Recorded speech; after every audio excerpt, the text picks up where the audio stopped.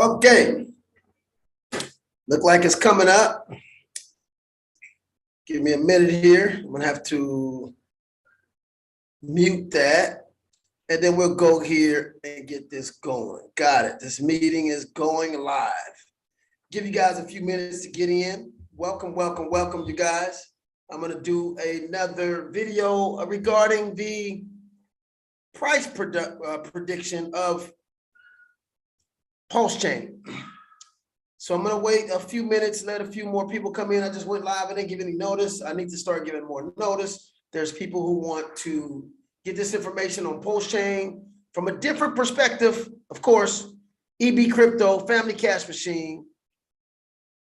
Welcome, welcome, welcome to all the Hexicans, Pulsecans, and the 555 Club. If you guys don't know what the 5555 Club is, it's Cuatro Cinco. It's the club of those that have stakes for over 15 years. 5555 represents the days in 15 years, equivalent to 15 years. So welcome again, welcome again, welcome again. EBcrypto. Give you guys a little bit about myself before I go into this price prediction. I did one price prediction. I'm going to do another one because I see more and more price predictions coming out. And a little bit about myself. I am a former commercial and residential real estate appraiser. Not only did I appraise residents and residential and properties, but I appraised businesses.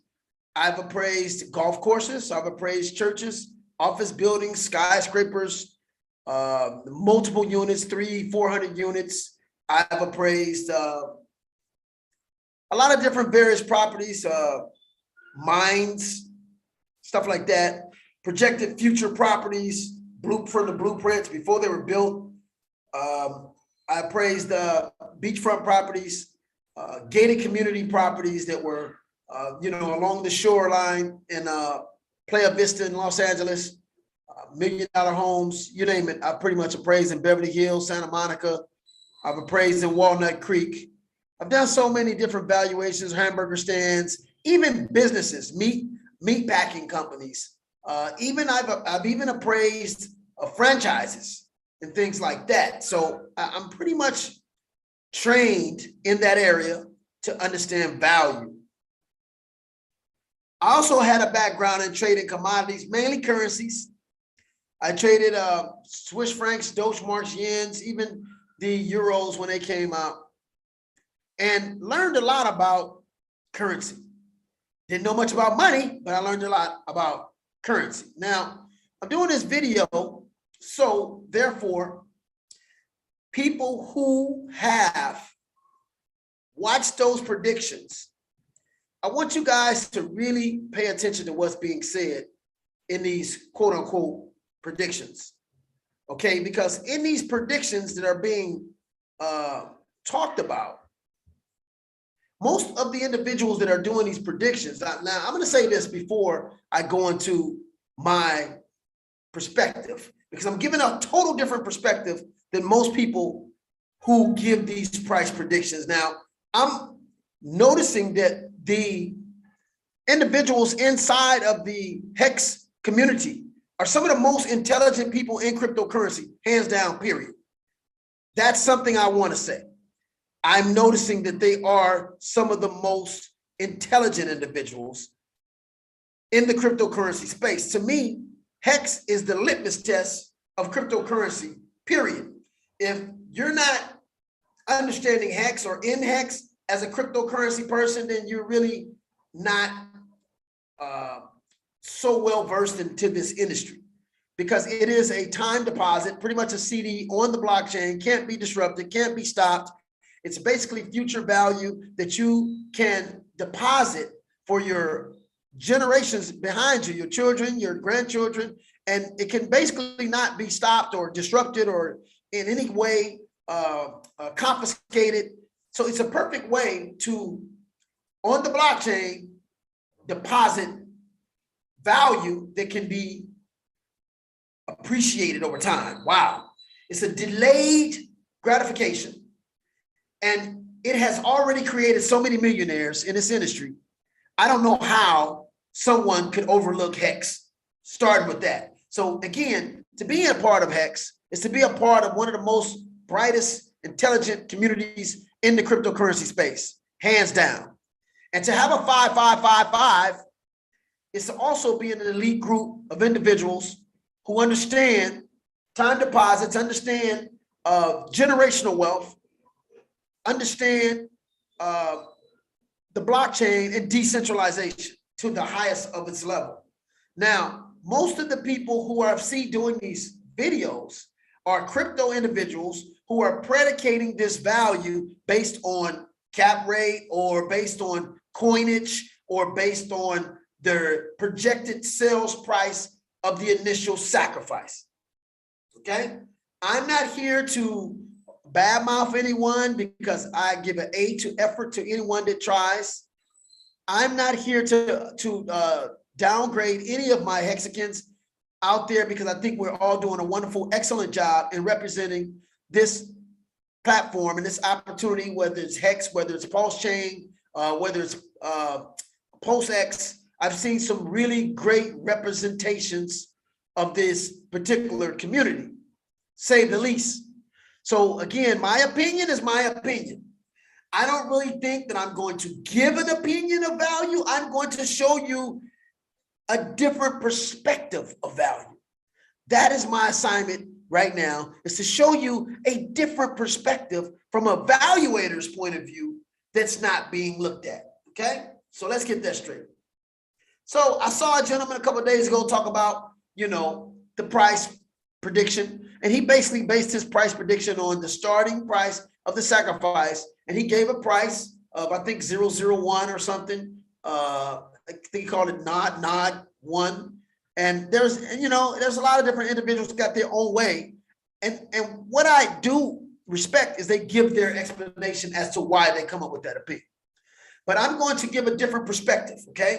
Now, one of the things I'm noticing is when individuals do a price prediction for for Pulse, they usually use the amount of coins, the coinage, the total amount of coins, or they use the numbers of other ICOs, and they kind of give a little, they give a perspective of what they think the coin is going to do based on numbers, and also based on the sales price of the initial sacrifice, all the way to the end of the sacrifice. As that price went up 5% every day, it actually was giving a price.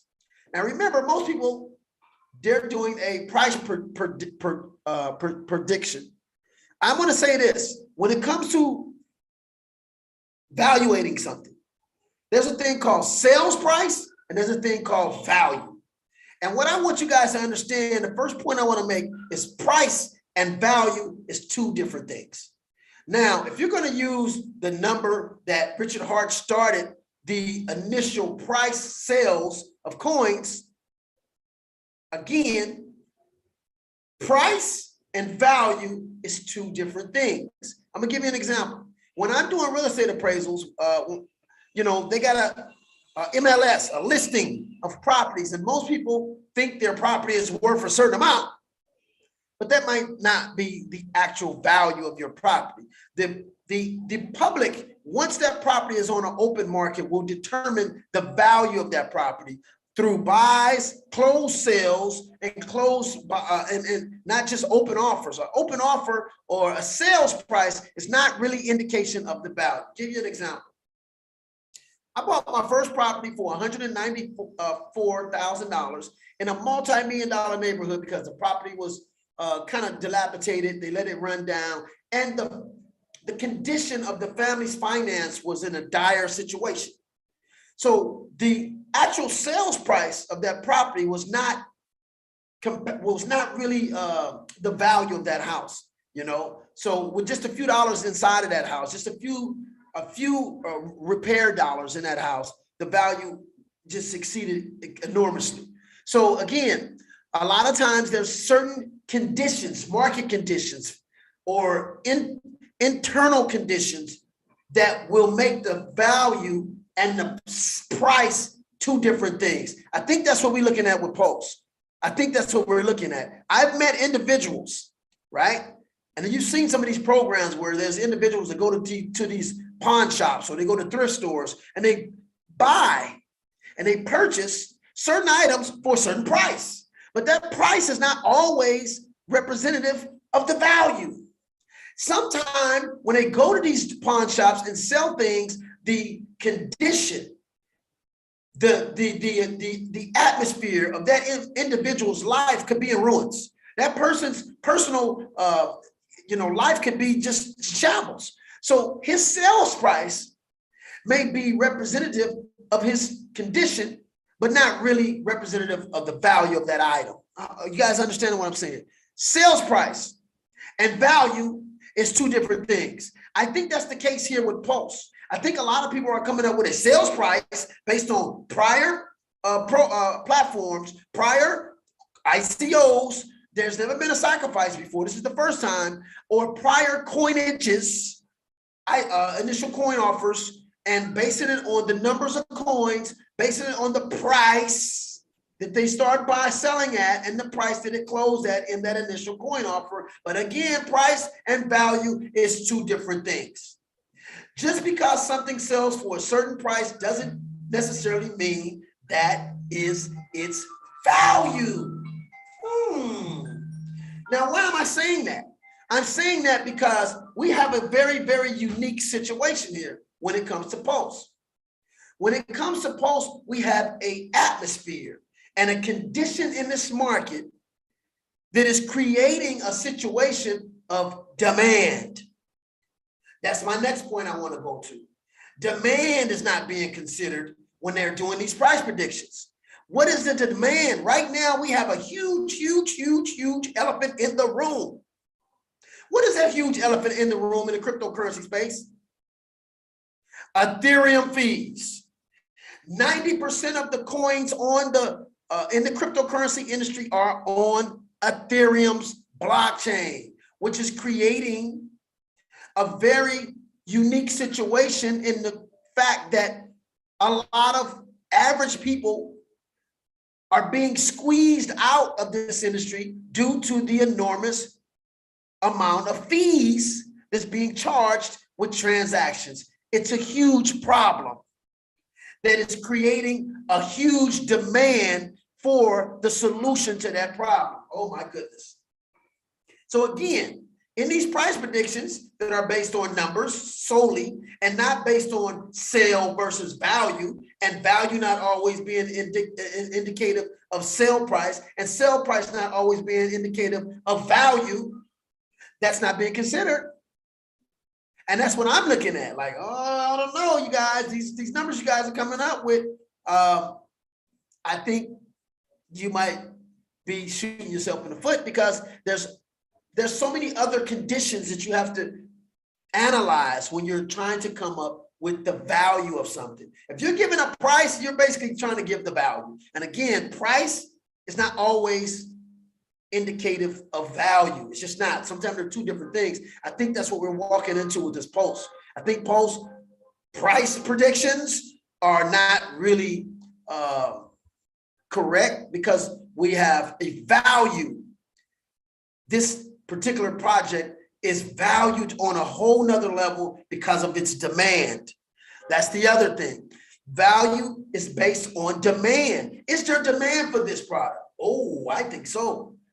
I think there's a huge demand for this product to come in and relieve not only the stress off of Ethereum, but to relieve the stress off of new individuals who want to come in and create their own platforms and not have to be charged an arm and a leg, and be able to afford new platforms, be able to afford transactions, be able to afford smart contracts and setting up smart contracts with these new ideas to continue to innovate and expand this technology. We need the prices to come down on the price of smart contracts, on the price of transactions. So the demand is huge. I think when Ethereum started, there might have been less than 100,000 people in this industry.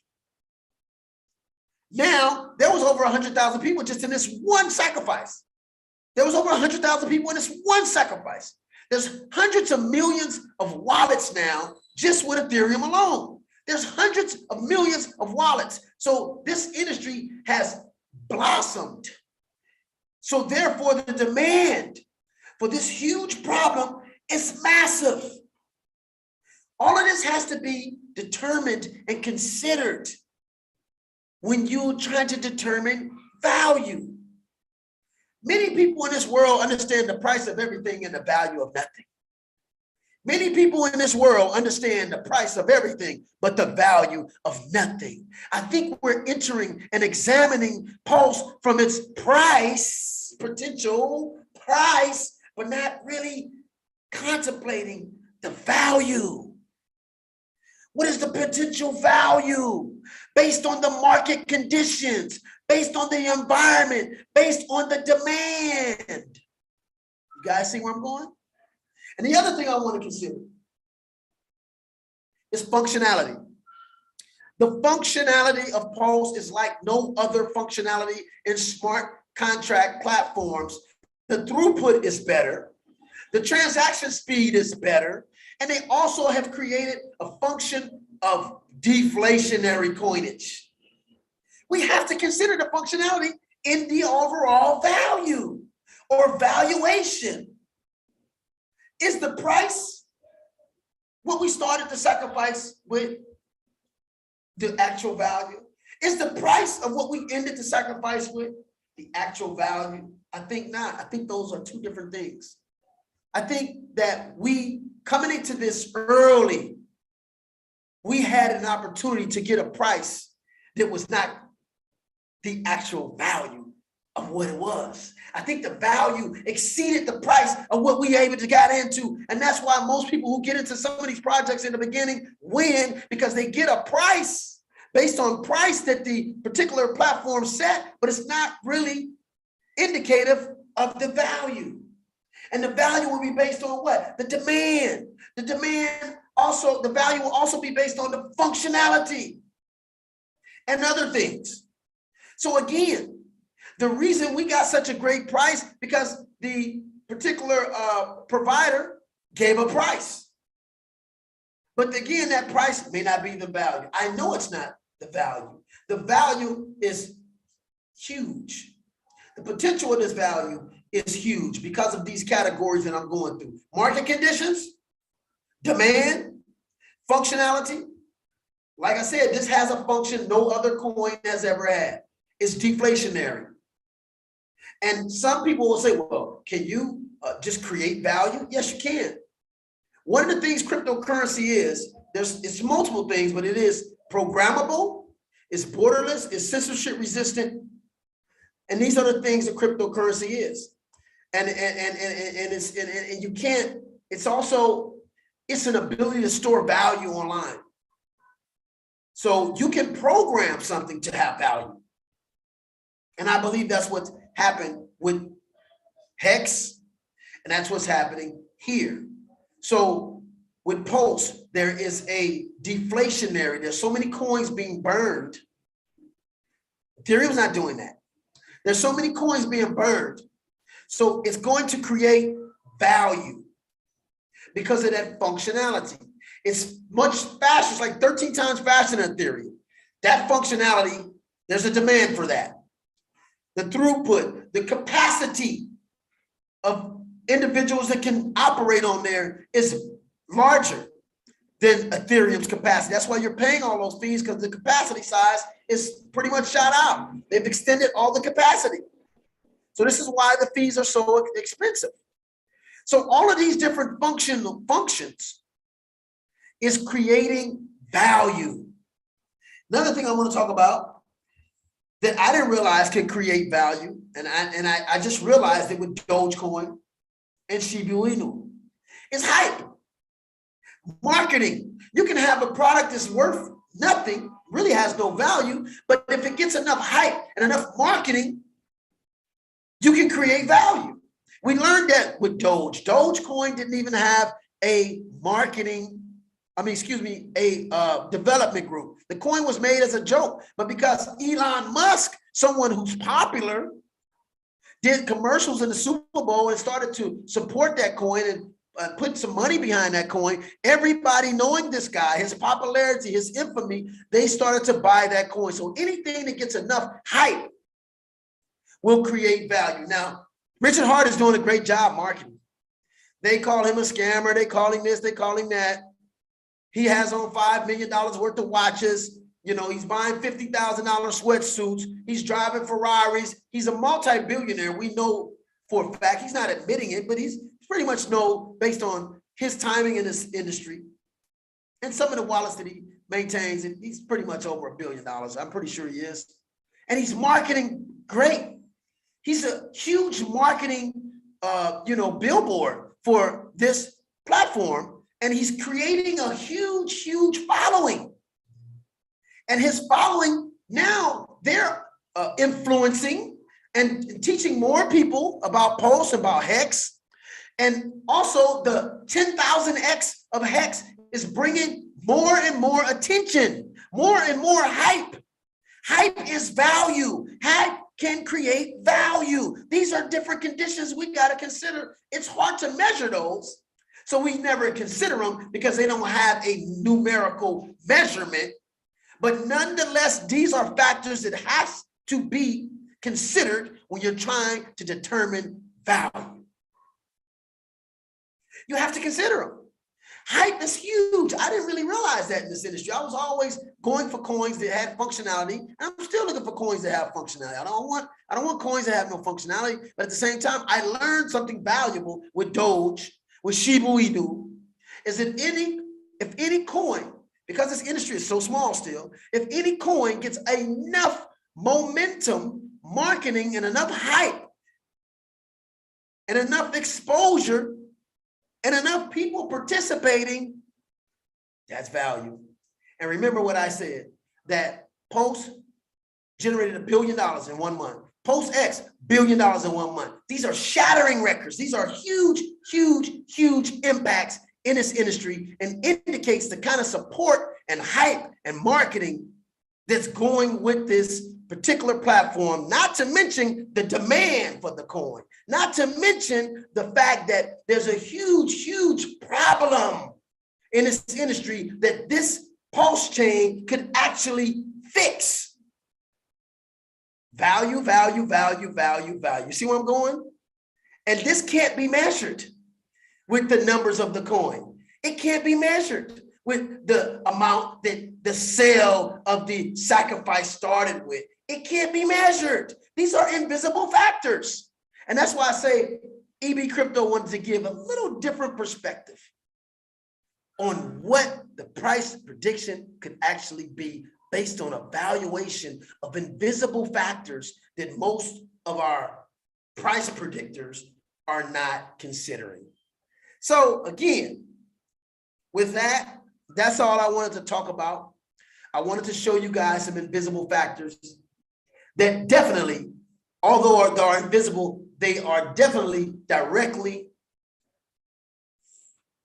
in, I want to say, they could be factors in the value, big factors. Either any one of those things that I mentioned could actually be the main factor in value, other than the coinage and other than, the cap rate, all that stuff.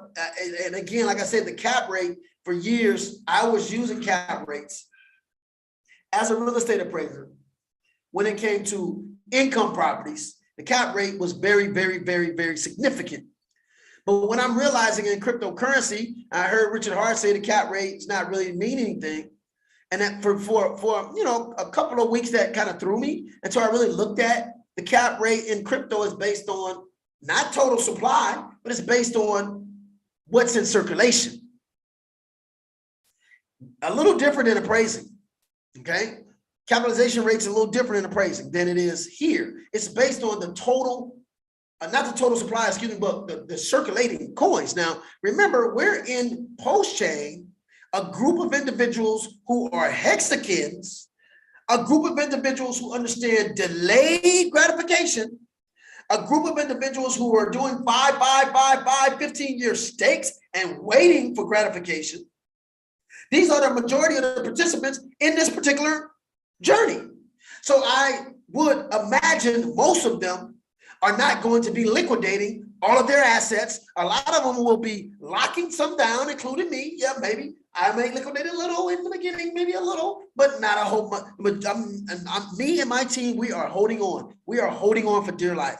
We are holding on for dear life. We are hodling because we see that the price starting off here is not necessarily the value, and the value is undetermined. We realize that the value is huge, and we understand that the price is not really the value. And so this is what I just wanted to get this message out and let everyone know. Most of the individuals coming out with this quote unquote price, they're basing it on numbers that you can see and not factors that you can't see, invisible factors that could be huge in the entire delegation of valuation of the Pulse chain. So with that, I want you guys to remember that this is like an historical thing that has never happened, okay? We haven't even considered another factor. I didn't write down here, and I'm going to say this one.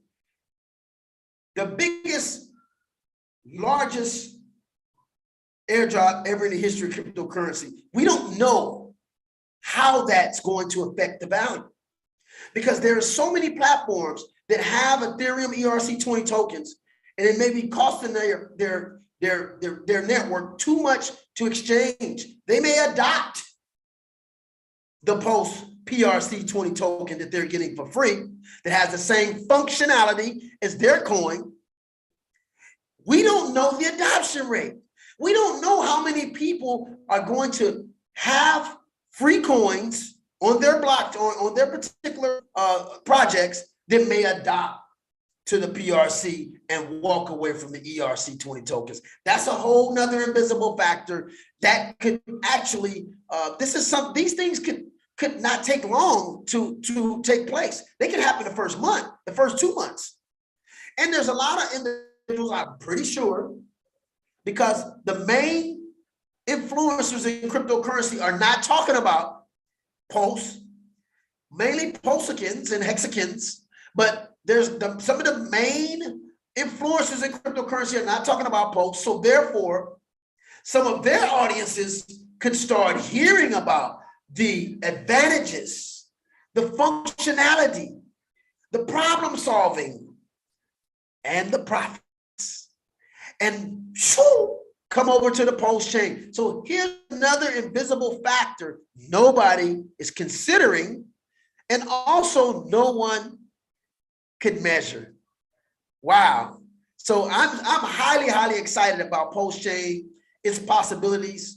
I'm highly excited about the direction, the future of this particular community and where we're going. I'm highly proud of everybody in this community, including, you know, of course, Richard Hart is just an amazing guy. I love that guy. I think that guy is amazing. I think he's doing some things out of his own, vision to help so many people. Okay, and it's not going to just help people to function in this industry. It's going to help us to understand cryptocurrency even better because of the functionality, again, of Pulse chain, of PulseX.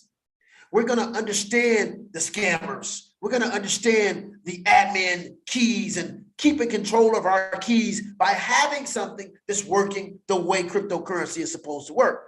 So again, price and value is two different things.